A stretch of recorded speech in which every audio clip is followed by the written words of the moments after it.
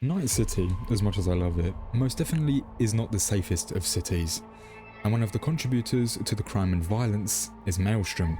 They are probably the most dangerous gang within the city, as the NCPD database lists them as an extreme threat. Sitting around the 1300 member mark, they are known to control and operate within the NID and northern Kabuki, with several strongholds such as the abandoned all-food plant, the 2077's Club, Factory Hall, and the Haven Med Clinic. They are split into several subdivisions, each having different roles and responsibilities, from large-scale raid groups to small territorial patrols.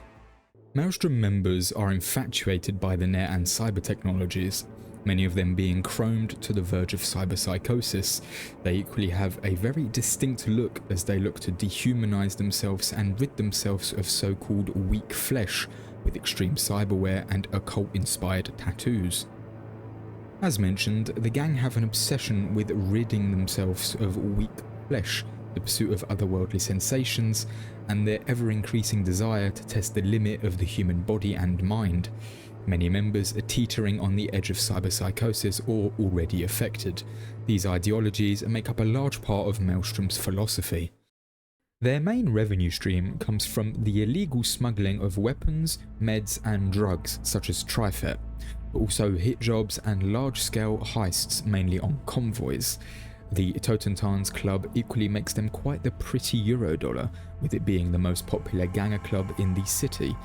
There are also rumours that Maelstrom participate in the production of illegal braindance records of the disturbing and violent kind, although there is no concrete evidence of this, but I mean it's Maelstrom, so is it really that far-fetched? Maelstrom was formed by a former member of the Metal Warriors known as Hammer in the mid-2010s, being exiled from the gang for breaking their combat code. After the Metal Warriors had dissolved, the remaining members joined up with Hammer. Maelstrom grew as members from the Red Chrome Legion and the Iron Sights joined forces, as their shared hatred of the Inquisitors, the gang who had brought down the Metal Warriors, united them. At this point, a third of Maelstrom members were cyberpsycho, or not far from it. A few years later, the gang decided to establish a hideout in an old department store known as Barley's.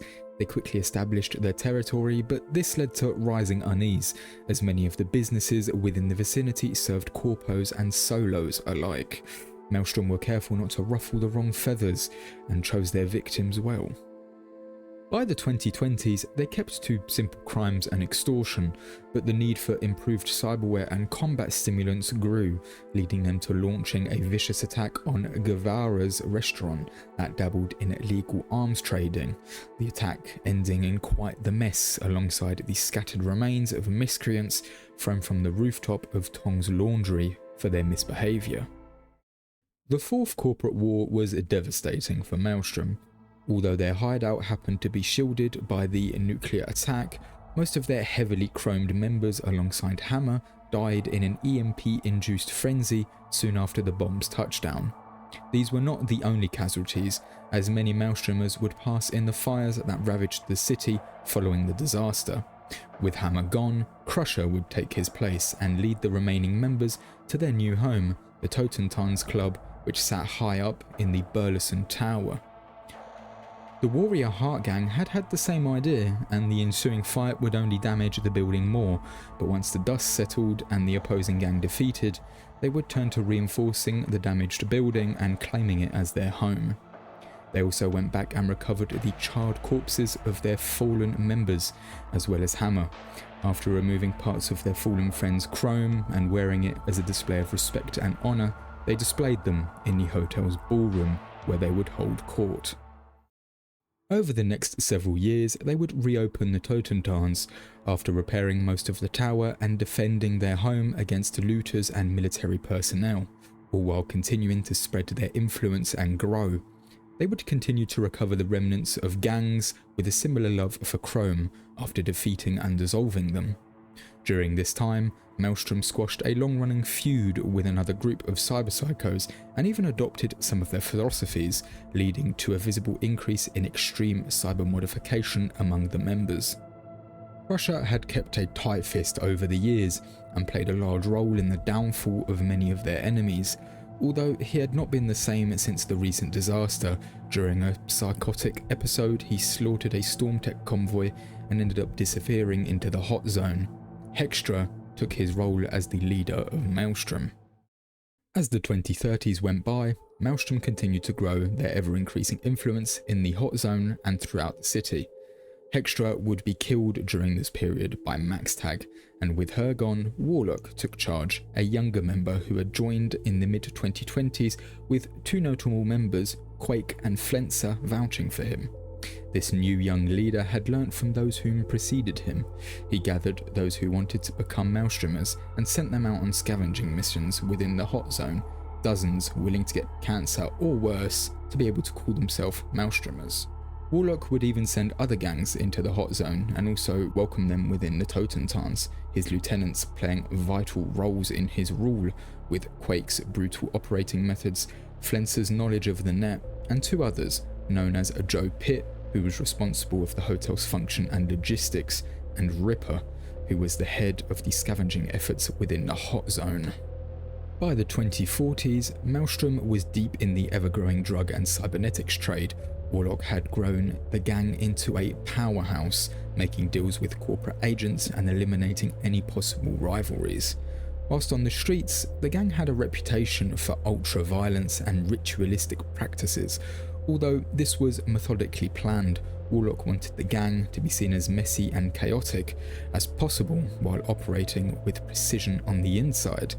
Their control over the trafficking of drugs, weapons and technology only grew as their endeavours within the hot zone flourished.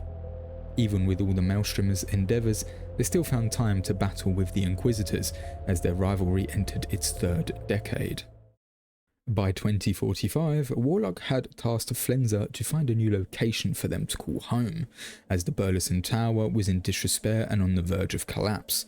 Watson had been chosen as a potential location for their new home. Alongside this, Maelstrom had been looking to expand into the city, choosing Old Japantown, although with the Tiger Claws being in control, it would prove difficult. During this period, Warlock had begun to keep a close eye on Ripper, as rumours of him attempting to break away and rebuild with the scavengers he controlled surfaced, although he did not have to worry for long, as mercenaries hired by the Forlorn Hope had Ripper killed for his destruction of the old Forlorn Hope bar in Little China. With this, Maelstrom had lost their scavenging overseer. However, this did little to slow the gang down, and their endeavours within the hot zone continued. Soon after, Maelstrom found a prime location for their new home, and they opened up a Totentanz club in the under-construction hotel within the northern neighbourhoods of Night City. And as for the current state of Maelstrom, well, that's for you to discover. Thank you very much for watching. So, thank you so much on the support on the last video. Didn't expect the video to get over 1,000 views. Got a bunch of likes, we've got new subscribers. I just hit 650 subscribers, which is awesome. But yeah, thank you all and everyone for the support, for the comments, for the likes, for the views. I really appreciate it. It's really nice to see that, you know, stuff that I put quite a lot of time in, you know, people like it, and I'm really happy about that. Yeah, I just wanted to say though, so obviously my script, I wrote it with the help of the Cyberpunk fandom wiki and also the World of Cyberpunk book.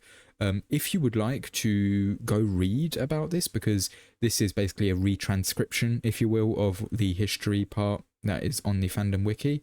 I tried to rewrite it in a way that is more original to my kind of, you know, speaking and stuff. I left out a couple of small details that I didn't find pertinent to the actual overarching lore of Maelstrom. But if you would like to just go read it, please check out the fandom.